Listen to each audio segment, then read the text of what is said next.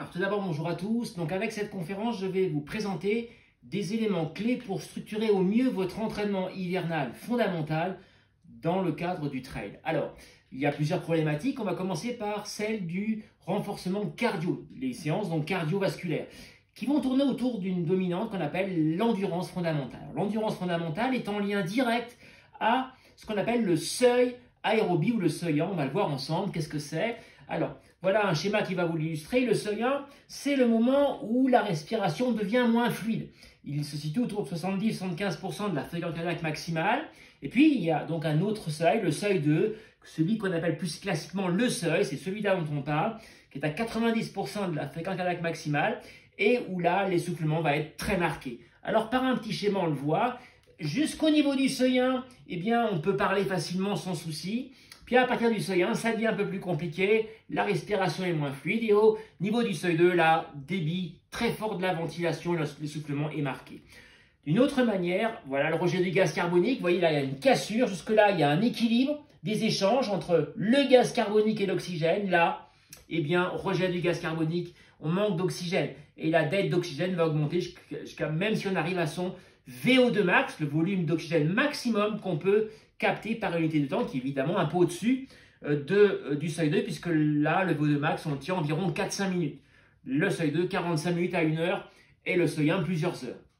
Alors voilà, d'une autre manière, par rapport maintenant aux, entre guillemets, les déchets qu'on va fabriquer par rapport à l'effort, alors on voit qu'en dessous du seuil 1, les fameux lactates ne sont pas des déchets. L'organisme les récupère avec de l'oxygène, les synthétise, les transforme dans la version des sucres stockés dans l'organisme qu'on appelle le glycogène. Donc stabilité, pas de souci. Au niveau du seuil 1, eh bien un peu de dette d'oxygène, les lactates commencent à s'accumuler, ils ne peuvent plus être synthétisés en totalité.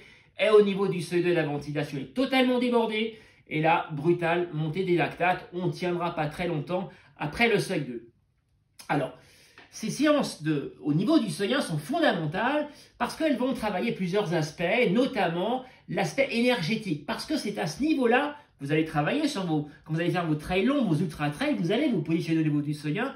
Or, à ce seuil 1, eh bien, on utilise de manière massive des lipides et donc, c'est un entraînement à l'utilisation des graisses qu'on va faire en faisant ces sorties au niveau du seuil 1.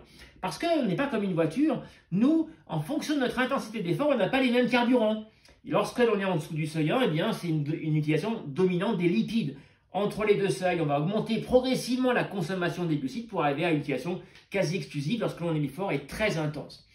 Voilà, alors un autre schéma pour vous l'illustrer, vous voyez au repos, on est environ à 80% d'utilisation des lipides. Et puis, plus on va faire un effort, là on avance dans l'effort, en intensité, eh bien, la part de lipides baisse et celle des glucides intervient et va augmenter. Mais on peut largement optimiser tout ça avec l'entraînement. L'impact de l'entraînement sur ces sorties longues au niveau du seuil 1, eh bien, ça va être de reculer la chute des lipides. On va utiliser de plus en plus de lipides et inversement, on va retarder l'utilisation des glucides. Et ça a un intérêt parce que notre stock de lipides est bien plus important que notre stock de glucides dans l'organisme. Si on n'utilisait que du glycogène, les sucres stockés dans l'organisme, on tiendra au maximum 1 heure. Alors que les lipides, on peut tenir des heures et des heures parce qu'on a un stock très important de lipides, même quand on est extrêmement affûté. C'est important à retenir. Donc c'est important de savoir utiliser au maximum, être efficace sur cette utilisation des lipides. C'est au niveau du seuil 1 qu'on va s'entraîner pour cela.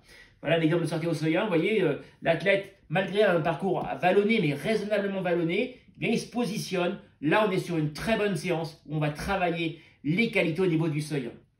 Alors voilà une autre aussi en vélo, 3h30 de vélo. C'est des sorties assez longues, qui peuvent être encore plus longues, suivant le niveau de l'athlète. Et attention, là, le choix du terrain est important. Ici, un athlète a pris un terrain trop vallonné, trop de rupture de pente, et donc il ne peut pas tenir la régularité. La séance est de moins bonne qualité. Alors, les bienfaits du seuil 1, il y en a essentiellement, il y en a plusieurs. Par exemple, c'est muscler le cœur. Le cœur, c'est un muscle, le myocarde. Eh bien, en le musclant, on va optimiser le débit cardiaque. La tonicité du cœur eh bien, va influencer le débit cardiaque. Et si on optimise le débit cardiaque, eh c'est comme une pompe, on va augmenter l'apport en oxygène aux muscles, puisque eh bien, le sang transporte l'oxygène, mais pas que, également les nutriments.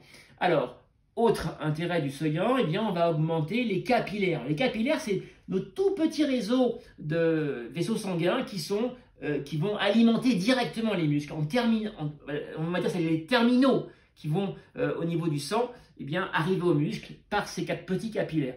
Et donc, plus on a une densité au niveau des capillaires importante, plus on a de capillaires, eh bien, plus on va tapisser les muscles et plus il y aura d'apport d'oxygène, mais aussi des nutriments, par exemple, eh bien, des glucides, des lipides, mais aussi sels minéraux et vitamines. Alors voilà les capillaires, hein. Donc on a l'artère ici, la veine, la circulation sanguine, et bien au niveau du muscle, les capillaires qui vont irriguer le muscle. Alors, autre élément important du seuil 1, de ces sorties longues au seuil 1, eh bien c'est développer le nombre de mitochondries. Qu'est-ce que c'est que les mitochondries? Eh bien c'est des petites organites qui sont dans nos fibres musculaires et c'est là où va se créer l'énergie. Voilà le schéma pour vous l'illustrer. On a dans tous nos muscles, mais y compris bien évidemment les fibres musculaires des quadriceps par exemple, mais des épaules, eh bien des mitochondries. Et ces mitochondries, vous voyez, c'est des petits organites dans nos fibres musculaires, dans la cellule, et qui vont là où va se créer l'énergie. Arrivent les carburants, lipides, glucides, mais l'oxygène également. Tout cela par un processus complexe qu'on appelle le cycle de Krebs pour ceux qui connaissent. Et on va produire l'énergie avec production d'eau avec du gaz carbonique, on rejette du gaz carbonique, et également production de radicaux libres, qui sont les déchets extrêmement toxiques qui apportent le fameux stress oxydant, j'en ai déjà parlé dans des conférences. Alors, on le voit bien, l'augmentation du nombre de mitochondries, la densité mitochondriale, eh bien, elle a un effet, elle a un impact direct parce que ça va apporter, du coup, on aura plus d'oxygène et de nutriments qui vont produire de l'énergie et donc, au bout du bout, le mouvement. Donc, extrêmement intéressant. Alors, autre aspect, en dehors de ces sorties longues au seuil 1, eh bien, on va travailler en hiver sa vitesse, et plus exactement, pardon, on va commencer par la foulée. Parce que c'est à ce moment-là, vous avez le temps de travailler la fluidité, le relâchement, l'amplitude de la foulée. C'est extrêmement important parce que même dans les trails de montagne, vous avez besoin à un moment donné d'être efficace sur des moments plats, ce qu'on appelle l'économie de course. Plus vous serez fluide, relâché, plus vous serez économe. Et donc, c'est extrêmement important dans le cadre d'une économie de course pour des ultra-trails. Alors, autre aspect, c'est celui de la vitesse. C'est en hiver qu'on va travailler également sa vitesse. La vitesse qui va être également en lien à la foulée, hein, mais c'est important de travailler la vitesse. Alors, quelques axes, plus exactement 2 axes. Tout d'abord, une fois par semaine, par exemple, des fractionnés courts avec des temps de récupération qu'on appelle aussi des contre-efforts, le double du temps. On va être à 10 à 15 fois, suivant le niveau de l'athlète, 15 secondes de sprint très véloce, voilà, rapide, 30 secondes de récupération, parce que l'idée, c'est pas tellement d'aller chercher de l'oxygène, là, c'est de travailler la vitesse pure. Et donc, avec le travail de la qualité de la foulée. Et donc, forcément, on va arrêter dès qu'on voit que la foulée se détériore. Alors, c'est à vous de voir, à vous de gérer. Voilà un exemple de séances qui vont être intéressantes et qui ne vont pas impacter de fatigue. Parce que là, on est sur un boost essentiellement au niveau hormonal. On va travailler la production et l'utilisation des hormones, notamment l'adrénaline, la noradrénaline, intéressante par ces sprints très courts, une fois par semaine. Ça peut être intéressant. Deuxième axe, c'est ce qu'on appelle la cinétique de VO2, alors je vais vous la montrer avec un schéma. Là, l'idée, c'est de retarder la dette d'oxygène. En effet, lorsque on fait un effort intense, alors tout ça, c'est en lien à la VMA. Donc, la VMA, qu'est-ce que c'est? C'est la vitesse maximale aérobie. La vitesse maximale que vous pouvez soutenir lorsque vous êtes à votre plus haut niveau de consommation d'oxygène, qui est donc le VO2 max. Alors, la VMA, ce n'est pas la vitesse pure, on peut aller plus vite, mais c'est cette vitesse qu'on peut tenir lorsqu'on a le plus haut niveau d'oxygène. Alors, voilà l'illustration. Vous avez à votre gauche le volume d'oxygène qu'on va consommer et là, la durée de l'effort. Là, on va partir sur une allure de VMA, donc 4 minutes, et on voit très vite que l'athlète, en se mettant à sa VMA, très vite augmente son volume d'oxygène. L'organisme a besoin d'oxygène, puis à un moment donné, il plafonne, on ne peut pas aller plus haut. Eh bien, l'entraînement, la cinétique de VO2, c'est de précisément aller recruter encore plus vite le plus haut niveau d'oxygène. C'est ce qu'on appelle la cinétique de VO2. Vous voyez, là, avec l'entraînement, on peut pousser et aller plus rapidement chercher de l'oxygène et donc on aura moins de dette d'oxygène. Qui dit moins de dette d'oxygène veut dire moins de déchets et une meilleure qualité de la foulée. C'est extrêmement important et là aussi encore en termes d'économie de course. Quelqu'un qui aura une cinétique de VO2 performante sera beaucoup plus économe que si la courbe elle est beaucoup plus, lente pour arriver à chercher. On met du temps pour aller chercher un haut niveau d'oxygénation. Là encore une fois, c'est en lien direct à la fameuse économie de course. Alors voilà un exemple de situation de cinétique de VO2, donc 10 fois, alors ça va dépendre de votre niveau, 8 à 10 fois, 2 minutes. Là, on est à 90% de la VMA, donc on est un peu en dessous. Et 1 minute de récupération, mais pas trop de récupération, on appelle pincer, pour pas qu'il y ait trop de baisse de la fréquence cardiaque. Et donc, on va maintenir toujours une bonne fréquence cardiaque, donc un bon niveau aussi d'oxygénation. Voilà une séance de cinétique de VO2 relativement réussie, puisque l'athlète se positionne en permanence. Il va faire le yo-yo autour du seuil 2. Intéressant. Alors, dernier point maintenant, c'est le renforcement musculaire, extrêmement important dans la préparation hivernale et trop souvent négligé. Je dis souvent, on peut faire sauter une séance cardio, on ne fera pas sauter une séance de renforcement musculaire l'hiver parce que ça, c'est directement éviter vos blessures l'été. Et parfois, vous êtes surpris, ah bah tiens, je ne comprends pas, je m'entraîne correctement, j'ai une blessure. Bah, c'est parce qu'on n'a pas travaillé le renforcement musculaire, qu'on n'a pas travaillé l'équilibration et la proprioception. Extrêmement important, c'est un tout. Il faut absolument renforcer vos muscles dans la position notamment de leur stabilisation. On va le voir ensemble. Parce qu'il faut savoir que les muscles travaillent en chaîne. Nous ne sommes pas des tranches de saucisson. Tout ça se travaille en synergie. Lorsque l'on a mal au dos, c'est peut-être parce qu'on a un problème d'un périnée qui est parfaitement, qui n'est pas du tout entraîné. On peut avoir mal au fessier alors qu'en fait c'est un problème, eh bien, par exemple, qui veut venir des adducteurs. Voilà, il y a des tas de raisons et parfois tout n'est pas aussi simple que ça. Parfois c'est encore parfois obscur. Hein, voilà, on peut se demander, mais j'ai mal au dos, d'où ça vient? Hein, ça peut venir de tout sauf du dos. Et au bout du bout, au bout de la chaîne, ici, on va avoir mal au dos, mais ça va être complètement ailleurs que le problème se pose. Alors, l'exemple de la proprioception, le voilà, hein, très utile pour vous, notamment les trailers, mais aussi les skieurs. On va travailler les capteurs sensitifs pour être le plus efficace possible dans le réajustement postural de manière fréquente. Alors, vous le trouverez sur mon compte Instagram, cette situation.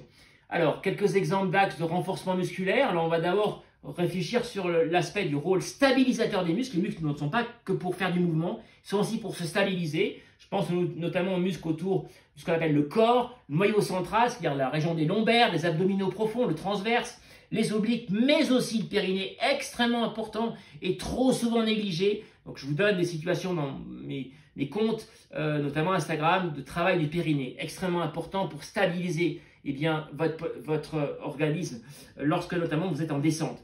La mobilité de la hanche, évidemment extrêmement importante. Trop souvent, je vois des ultra-trailers bloqués complètement au niveau des hanches après 10-15 heures d'effort. Bah oui, mais peut-être que l'hiver n'a pas été assez efficace au niveau de ce travail de la mobilité des hanches. Adducteur, abducteur, bien évidemment, parce que là aussi, il y a un lien. Le psoas, hein, ce muscle qui permet de relever les jambes, extrêmement important lorsqu'on est dans les montées très techniques. Voilà, il est fortement sollicité. Les fessiers, évidemment, qui interviennent dans l'équilibration. Les releveurs du pied, alors là, tous les ultra-trailers le savent, hein, très souvent, on voit des ultra-trailers après 15-20 heures de course, descendre à reculons parce que le releveur de pied il est complètement bloqué. Faut le travailler, faut travailler sa mobilité et en même temps, évidemment, le tendon d'Achille avec, là, on est sur le travail en dessous du genou pour faire court. Et puis, là, on n'est plus dans la stabilisation, on est vraiment dans le travail de la force musculaire. Là, le travail des ischios, des quadriceps, en travail en excentrique. Alors, je ne reviens pas dessus, je vous l'ai présenté dans différents exercices qui sont sur mon compte Instagram. Alors, je vous donne à moi un programme, le voilà, hein, je vous laisse le consulter de manière tranquille quand vous regardez la conférence. Donc, avec un équilibre entre, vous voyez, sur une semaine, 3 séances de proprioception. Et puis, on alterne la séance au niveau du corps, membre inférieur, le corps. Voilà un exemple de travail que vous pouvez faire sur une semaine. Alors, je rappelle que l'ensemble de mes exercices, vous les trouverez soit sur mon compte Instagram, de manière détaillée, avec des explications, des postures notamment, parce que c'est extrêmement important de ne pas faire n'importe quoi. Le renforcement musculaire, c'est extrêmement exigeant sur la posture. Je vous recommande d'ailleurs, si vous avez la possibilité, de commencer par un expert qui va vous conseiller un kiné ou un ostéo. Puis vous avez également ma chaîne YouTube qui va vous permettre de donner des conseils sur ces renforcements musculaires. Allez, écoutez à tout, j'espère vous avoir donné des éléments qui vous permettront maintenant de mieux organiser votre entraînement hivernal.